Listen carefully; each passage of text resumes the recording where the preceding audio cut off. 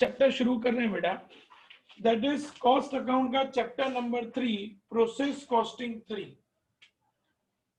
Cost accounts का ये हमारा लास्ट चैप्टर है बेटा, chapter number 3, process costing 3। Process costing में क्या होता है बेटा, इस थर्ड वाले चैप्टर में हम लोग इसके पहले प्रोसेस कॉस्टिंग 1 और प्रोसेस कॉस्टिंग 2 कर चुके हैं। यहाँ पे क्या होता है बेटा कि हर एक चीज का अलग अलग कॉस्टिंग निकाला जाता है। जैसे मटेरियल है तो मटेरियल का अलग कॉस्टिंग निकाला जाएगा, लेबर है तो लेबर का अलग कॉस्टिंग निकाला जाएगा, ओवरहेड्स है तो ओवरहेड्स का अलग कॉस्टिंग निकाला जाएगा। इसीलिए इसको प्रोसेस कॉस्टिंग 3 बोला जाता है, क्योंकि हर एक का अलग अलग इवेल्युएशन होगा। इसीलिए यहाँ पे ना 3 स्टेटमेंट्स बनाई जाती हैं बेटा। पहली स्टेटमेंट बनती है statement of equivalent production. Statement of equivalent production जो ना बेटा वो इंडिकेट करता है कि मटेरियल, लेबर और ओवरहेड्स लेवल पे हमारा कितना काम कंप्लीट हुआ है।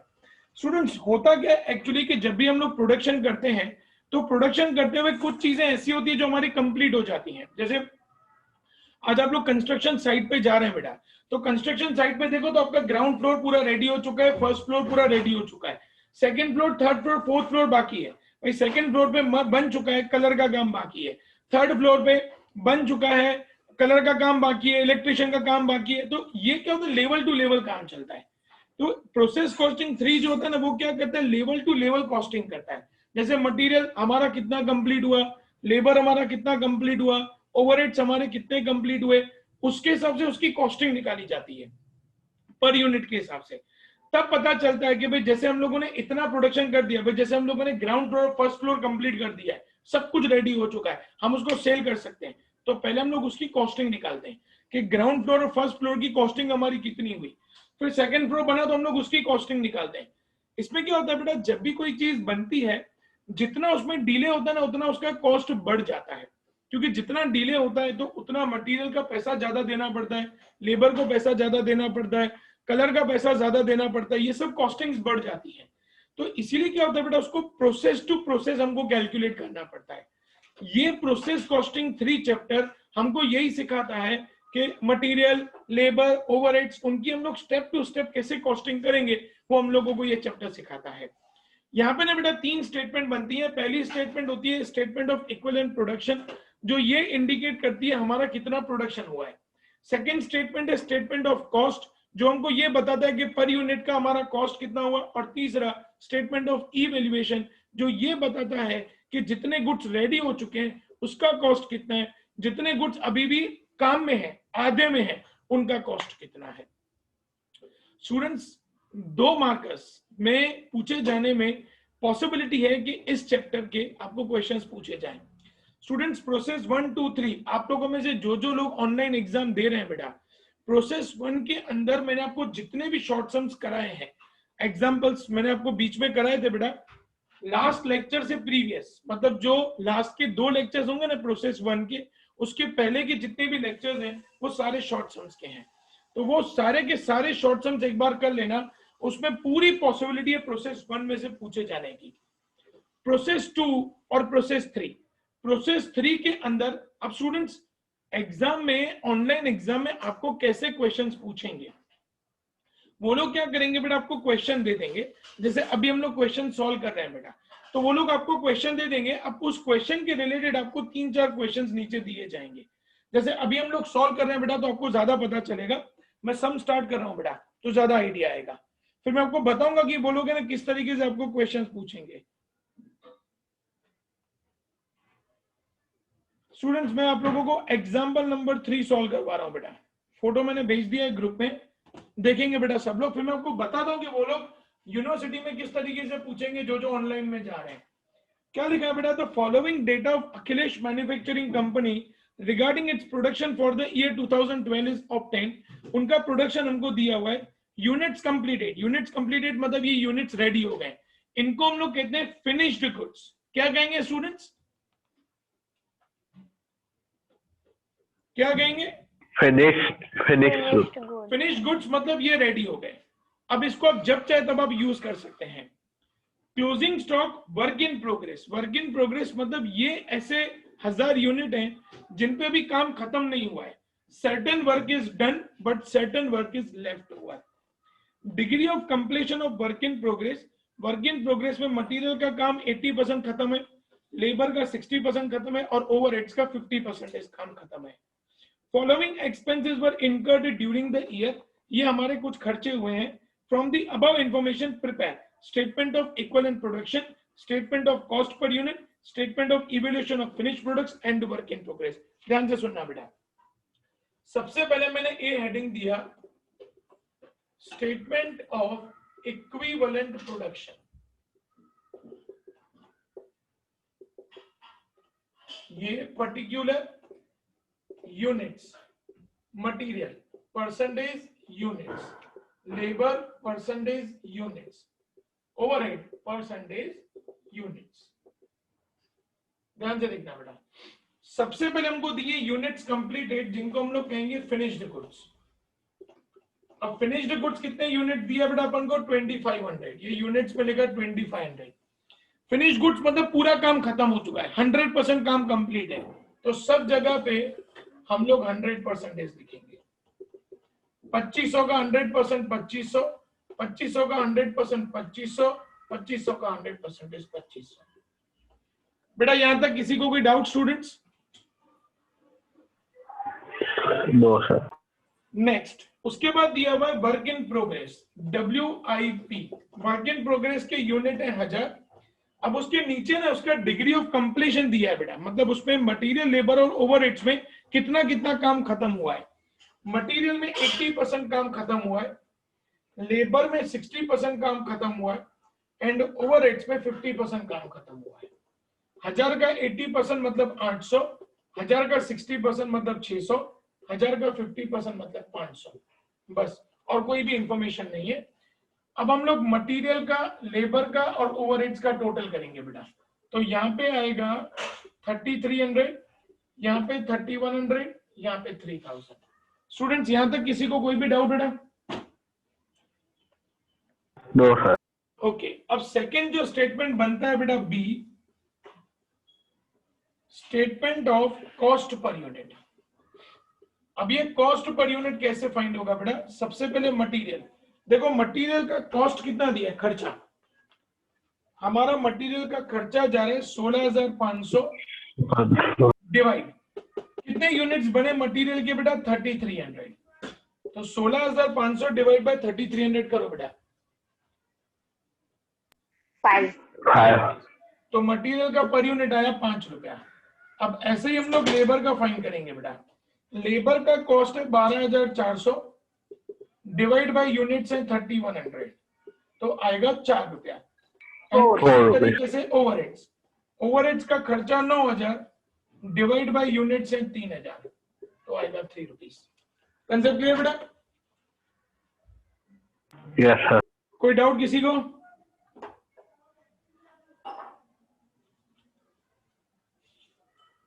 बेटा बोलोगे तो पता चलेगा, बोलोगे नहीं तो कैसे पता चलेगा? हाँ ऐसे बोलो. No sir. अब सी आता है स्टेटमेंट ऑफ इवैल्यूएशन. ये जो स्टेटमेंट है ना बेटा, ये तीनों को मिला के बनता है. इन दोनों को, सॉरी, इन दोनों स्टेटमेंट से ये बनेगा. कैसे? सबसे पहले मैंने लिखा finished goods, material, labour, overheads. Material के यूनिट्स हैं 2500, लेबर के यूनिट्स हैं 2500, ओवरहेड्स के यूनिट्स हैं 2500. मल्टीप्लाई. मटेरियल का पर यूनिट है 5 रुपया, लेबर का 4 रुपया, ओवरहेड्स का 3 रुपया.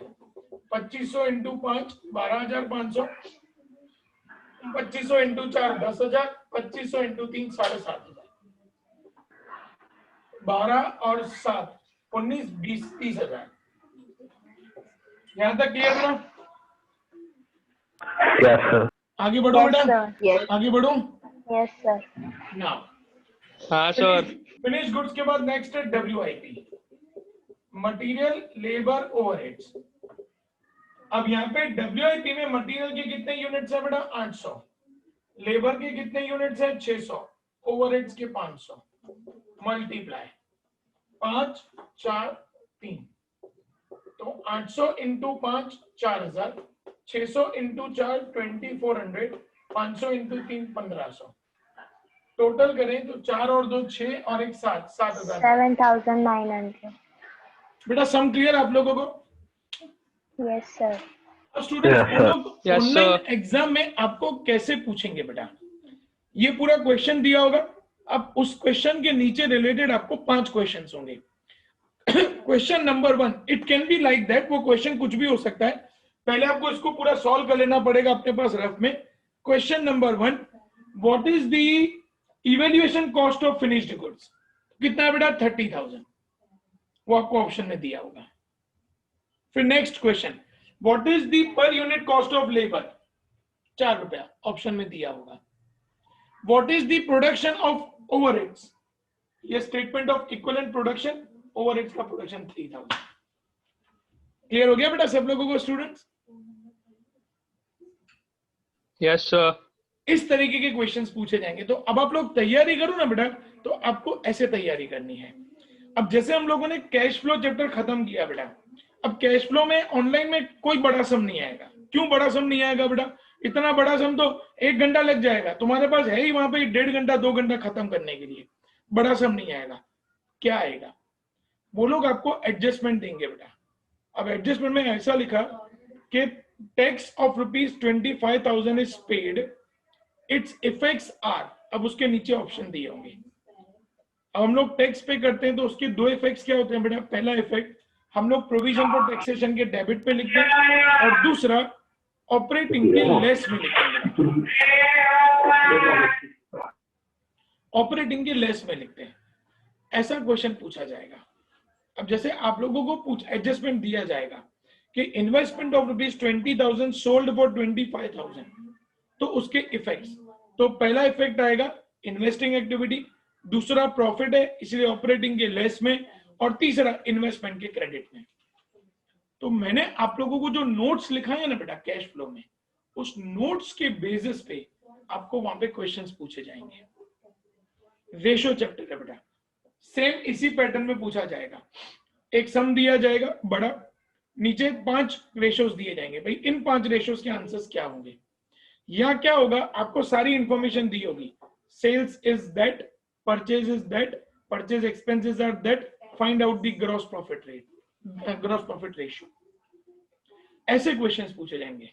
लेकिन उसके लिए बेटा आपको बड़े क्वेश्चंस तैयार करने पड़ेंगे, बड़े में से ही छोटे क्वेश्चंस निकलेंगे। प्रोसेस 1 इकलौता ऐसा चैप्टर है बेटा कि जिसमें मैंने आपको शॉर्ट सम्स कराए हैं, उसमें से शॉर्ट सम्स पूछे जाएंगे। बाकी किसी भी चैप्टर में शॉर्ट सम्स नहीं है बेटा।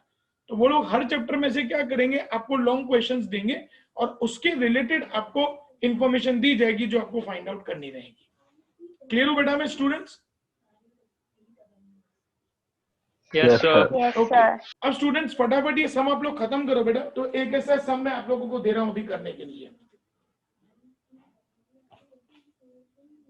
सर इसकी फोटो भेज दीजिए ना। भेजता हूं ना।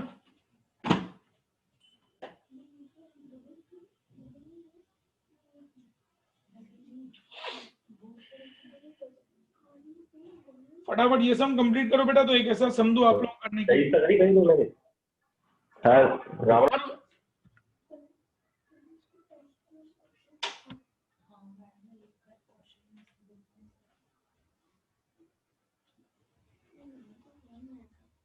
हाँ रोहित बोल, रोहित बोल बेटा।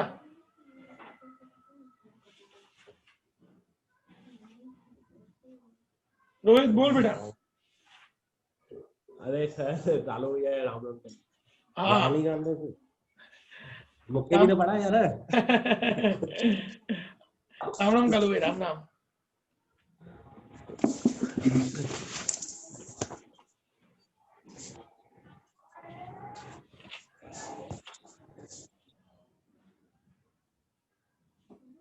स्टूडेंट्स ये सम कंप्लीट हो जाए बेटा तो एक सम ऐसा भेज रहा हूं जो आप लोग अभी फटाफट करेंगे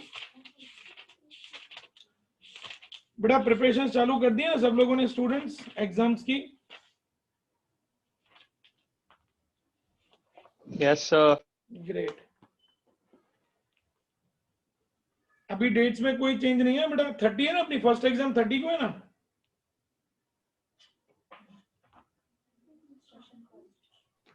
29. 29 को है ना फर्स्ट पास, 29 को इक्वल है ना बेटा। हाँ सर। तो अपन है ना बेटा एक काम करेंगे, 29 मतलब आएगा नेक्स्ट ट्यूसडे, बराबर ना। तो हम लोग बेटा नेक्स्ट संडे को ना एक इको के डाउट्स का लेक्चर अरेंज कर लेंगे। तो आप लोगों को इको में जो भी क्वेश्चंस में डाउट हो ना बेटा, तो वो आप लोग मेरे से पूछ लेना नेक्स्ट संडे को।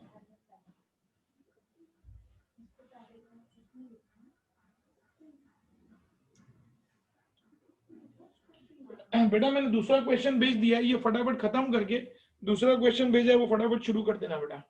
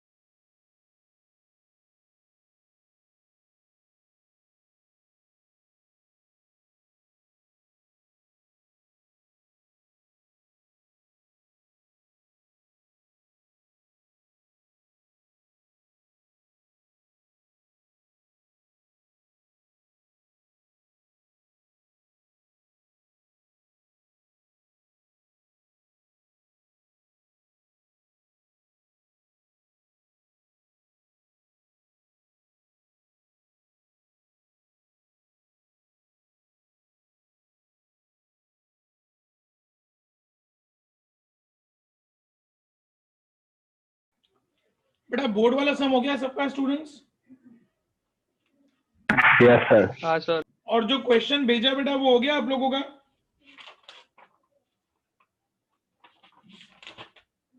हो रहा है। ओके नो प्रॉब्लम बेटा, खत्म करो तो एक नया टॉपिक शुरू करना है बेटा आज।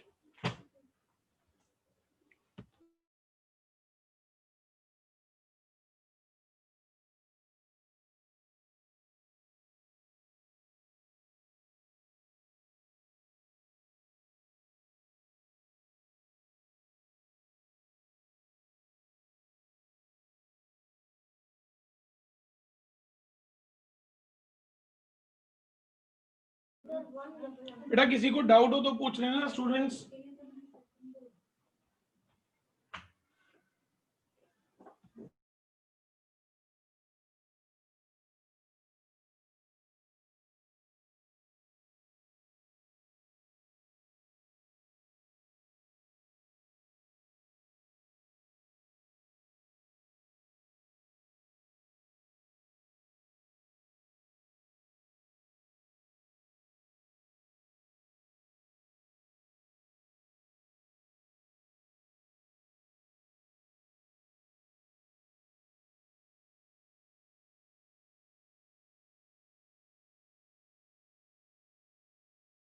हो गया सर। अर्थ आंसर आ गया बेटा? हाँ सर। Okay good. बाकी सबका क्या स्टेटस है बच्चों? हो गया सर। चलो ध्रुवी का भी हो गया। दृष्टि बहन क्या सुधी पहुंचे?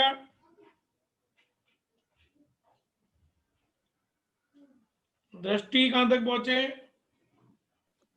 सर हो रहा है। जल्दी। काजल कहां पहुंचे बेटा? सर एक मिनट। लास्ट वाला। ओके कीर्ति कहां पहुंचे बेटा? हो गया सर। ग्रेट। मल्हार? हो गया सर। ग्रेट। निसर्ग? हो गया सर। प्रियंका? हाँ सर हो गया। रोहित भाई? Sir 2 minute. हाँ। उपासना?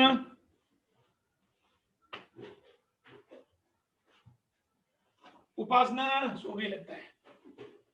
सर हो रहा है। अच्छा मेरे को लगा उपासना को नींद आ गई। नहीं सर वो जूम मिनिमाइज था ना इसलिए। अच्छा नो प्रॉब्लम बेटा।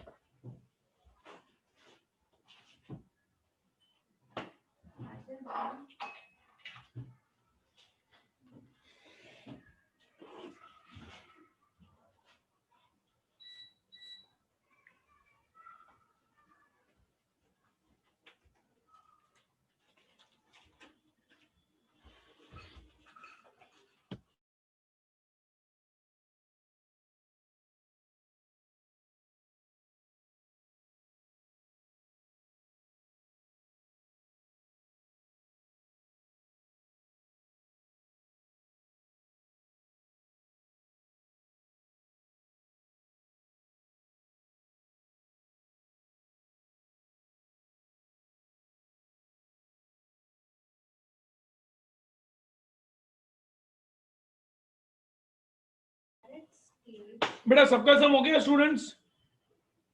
Yes sir. चलो अब है ना Yes, क्वेश्चन। sir. अब एक क्वेश्चन पूछता हूँ बेटा, सोच समझ के मुझे उसका आंसर देना, क्योंकि अब उसके ऊपर है ना बेटा हमारे आगे के इस चैप्टर के सारे सम्स डिपेंडेंट हैं। Students suppose you are doing a production of something, आप किसी चीज का प्रोडक्शन कर रहे हैं बेटा, क्या उसके प्रोडक्शन में हमारा कोई लॉस होगा? लॉस इन द सेंस कैसे बेटा, कि भाई जो आप प्रोडक्शन कर रहे हो, आपने 1000 यूनिट डाले रॉ मटेरियल के, तो पूरा का पूरा 1000 यूनिट का ही प्रोडक्शन होगा? नहीं सर। कुछ ना कुछ लॉस होता है बेटा। हो कभी सकता है लॉस। हाँ कभी क्या होता है बेटा, यूनिट्स चोरी हो जाते हैं, कभी क्या होता है प्रोडक्शन करते करते नुकसान हो जाता है। भाई जैसे सपोज करो कि आप पेट्रोलियम में से पेट्रोल बना रहे हो बेटा, तो कुछ उड़ भी जाता है गैस बन के, तो ऐसी पॉसिबिलिटीज रहती हैं बेटा। इसीलिए स्टूडेंट्स, हर कंपनी क्या करती है, ध्यान से सुनना बेटा, वो जितने भी यूनिट्स इंट्रोड्यूस करते हैं, उस यूनिट्स इंट्रोड्यूस्ड में एक उनके बनते हैं फिनिश्ड गुड्स, मतलब जो उनके गुड्स रेडी हो गए। फिर उनके कुछ आते हैं वर्क इन प्रोग्रेस, मतलब जो अभी प्रोग्रेस में है, मतलब वो भी कंप्लीट नहीं हुआ है, जिसको हम लोग क्लोजिंग स्टॉक भी कहते हैं। फिर आता है उनका नॉर्मल लॉस। अब स्टूडेंट्स, नॉर्मल लॉस क्या होता है बेटा? नॉर्मल लॉस का मतलब होता है कि कंपनी एक अंदाजा लगाती है कि लगभग 5% हमारा प्रोडक्शन जाएगा। भाई 1000 यूनिट अगर हम लोगों ने इंट्रोड्यूस किए हैं, तो 1000 यूनिट का 5% मतलब लगभग 50 यूनिट हमारा लॉस हो जाएगा। ये एक अंदाजा होता है, एस्टिमेशन होता है, इसको हम लोग कहते हैं नॉर्मल लॉस। हर कंपनी ये नॉर्मल लॉस लेके ही चलती है, भाई हमारा 5% या 10% हमारा नुकसान नहीं होने वाला है। अब मुझे एक बात बताओ बेटा, क्या श्योरिटी है कि लॉस इससे ज्यादा ही होगा या इससे कम होगा या उतना ही होगा? नहीं सर, कुछ फिक्स नहीं। कुछ फिक्स नहीं No, है बेटा, sir. ज्यादा भी हो सकता है, कम भी हो सकता है। अगर स्टूडेंट्स इससे ज्यादा, नॉर्मल लॉस से ज्यादा जब लॉस गया ना बेटा, तो उसको हम लोग कहते हैं एबनॉर्मल लॉस। और अगर इससे कम नुकसान आया बेटा, तो उसको हम लोग कहते हैं एबनॉर्मल गेन। क्लियर हो बेटा में सब लोगों को? अगर मान लो हमने सोचा था 50 यूनिट का लॉस होगा, लेकिन 60 यूनिट का लॉस हुआ, तो 10 हमारा एबनॉर्मल लॉस कहलाएगा। हमने सोचा था 50 का नुकसान होगा, लेकिन नुकसान हुआ सिर्फ 40 का ही, तो 10 हमारा एबनॉर्मल गेन कहलाएगा। क्लियर हो बेटा में सब लोगों को स्टूडेंट्स? Yes sir.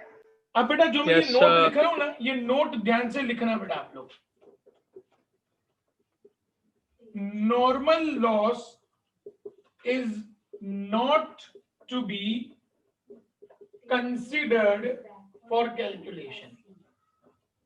किसी भी कैलकुलेशन में हम लोग नॉर्मल लॉस को कंसिडर नहीं करेंगे।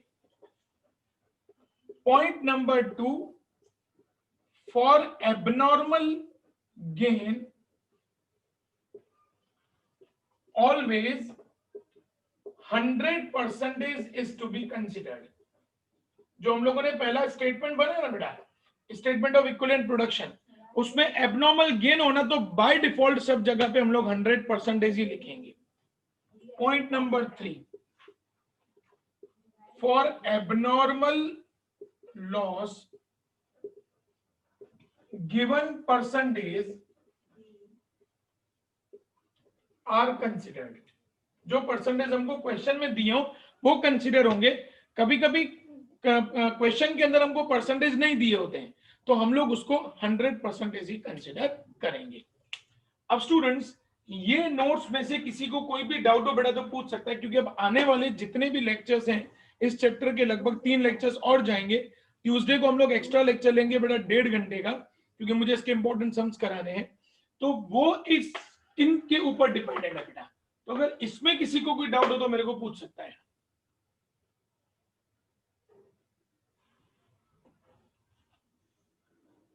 डन, लिखना शुरू कर दो बेटा। चलो मैं फोटो भेजता हूं।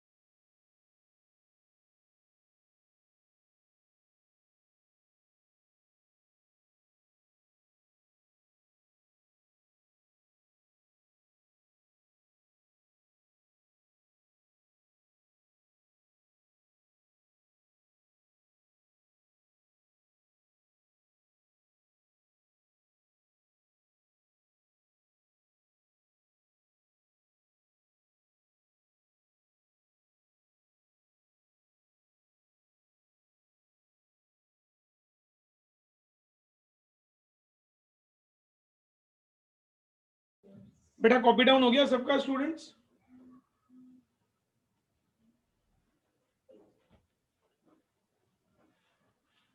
बच्चों कॉपी डाउन हो गया? Yes sir. बेटा जिनका जिनका कॉपी डाउन हो गया हो ना बेटा, वो मीटिंग लेफ्ट करना शुरू करो। ट्यूसडे को हम लोग इसके सम्स करेंगे बेटा। Okay sir. सर यस ध्रुवी, सर मैंने अभी तो जीतू की बुक ली है, पर मेरी कब दे रहे हो आप? मैं आपको कल परसों पहुंचा देता हूँ बेटा, है ना? हाँ ठीक है, थैंक यू। ओके बेटा।